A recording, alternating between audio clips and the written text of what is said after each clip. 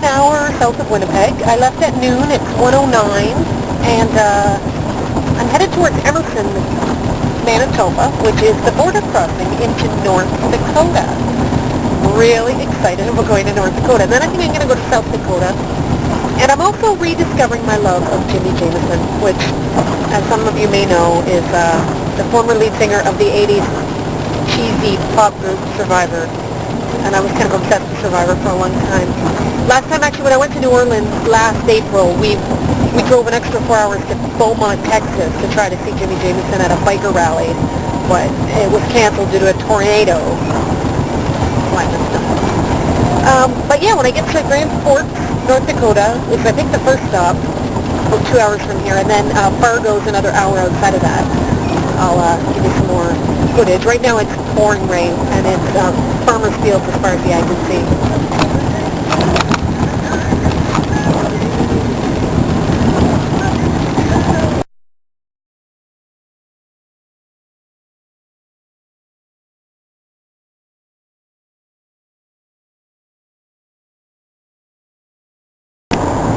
Welcome to North Dakota.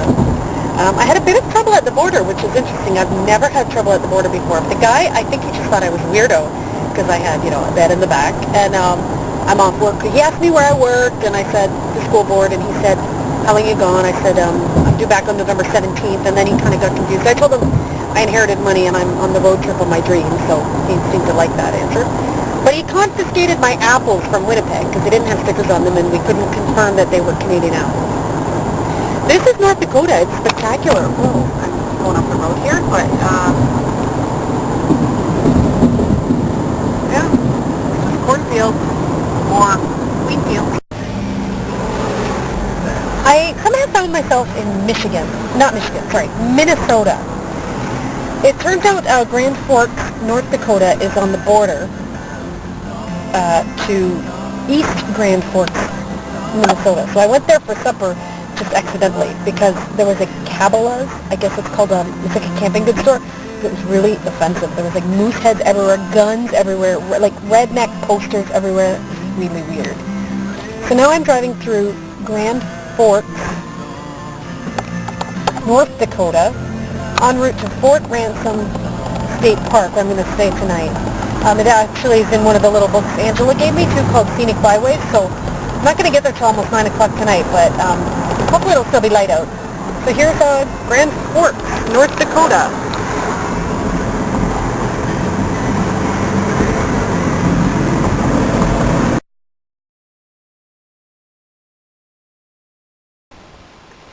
Just a quick hello from North Dakota.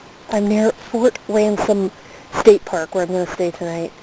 And I've had the best day just driving through these cornfields. They call it Big Sky, I guess, if you've ever heard the term Big Sky. Huge sky. It never ends.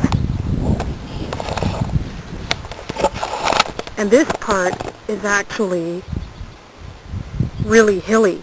This is where the state park is located. There's my van.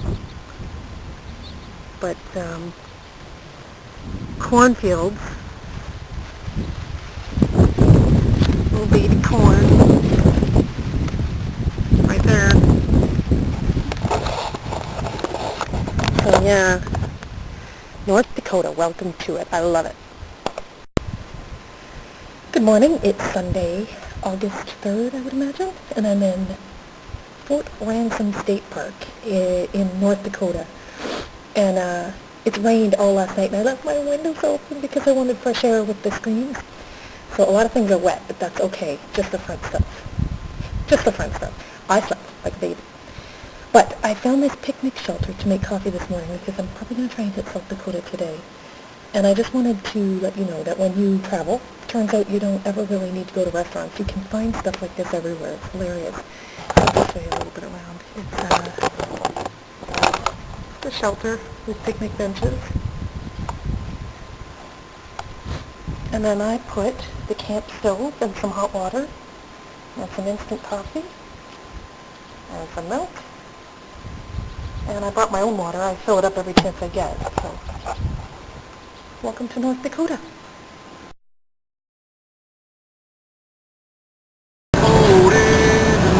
I found myself myself in South Dakota. And it's a lot different than North Dakota. It's a lot of hills. It's like foothills or badlands, or I'm not sure what they're called. But I'll show you the scene. The windshield's filthy, so pardon that. But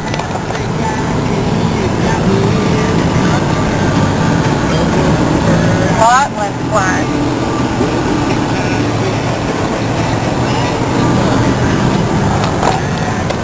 And it's Sunday afternoon, and I'm hoping to hit Mount Rushmore, but I don't think I'm going to get there tonight because I'm running out of, I've got a half tank of gas, but only $20 left in the budget for gas because I have to save $20 for the campsite tonight. So I got as far as this half a tank and $20 more will get me, then I'll stop for the night. I bought some groceries back there too, so I'm going to have a good supper tonight. South Dakota. I've been here for several hours. I don't really know what to say about it. It's a lot of rolling hills and nobody except for the odd motorcyclist with no helmet. That's sort of what they seem to draw. North and South Dakota must have no helmet laws because there are tons and tons and tons of cyclists. I was just in Pierre, South Dakota. I sort of trying to find a Wi-Fi internet cafe, but it was closed. It's a cute little town. Motorcyclists everywhere. Everywhere. Oh, look at this. Cows. Cattle. I also saw deer just like scampering through the town, like through a paved area. It was very strange. I'm headed to the Badlands National Park to spend the night if I can get there tonight. I'm already in the Mountain Time Zone. I think I just crossed over, so although it's 5:08 Central Time, it's 4:08 Mountain Time, 6:08 Eastern Standard Time. Really? I want to start seeing Bruce Springsteen or something. The Badlands coming up. I stopped on the side of the road, give a vista of South Dakota. Looks like Pierre.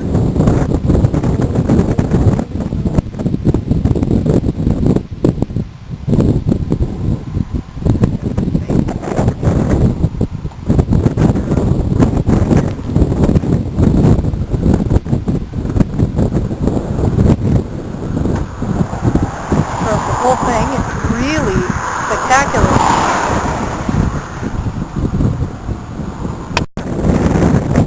So just inside Pierre, Dakota. It's really hot and humid, and the flies are really bad. Looking forward to getting to campsite. I'm kind of hungry. I have food, but I kind of want to make a hungry sandwich, and it takes effort on the side of the highway, so I'll wait till I get to a campsite. Yeah, really hot. Really hot here. I have really lucked out. I landed at a KOA campground. Somewhere between Pierre, South Dakota, and Rapid City, South Dakota. And it's really stinking hot, but it's beautiful. And there's a swimming pool. I'm going to go swimming, and you know me, I don't swim very often. But look at what we've got here. These little shaded picnic bench areas. So I've got some food on the go. Fresh peas that I bought in Winnipeg, a can of corn and a can of garbanzo beans. Just a load of that. And there's not too many other people here. And the only people here are bikers, motorcyclists. You just see motorcycles everywhere in this state. And no helmets, I might add. And that's the big, there's internet here, which is the big selling feature. Yeah, I'm a happy camper. Literally a happy camper. Anyone who knows me knows that I don't usually swim, let alone outdoors, but it's such a hot night, and that swimming pool was amazing. I got a good bathing suit top, that's why Macy's in Pittsburgh. So, I had to try it out.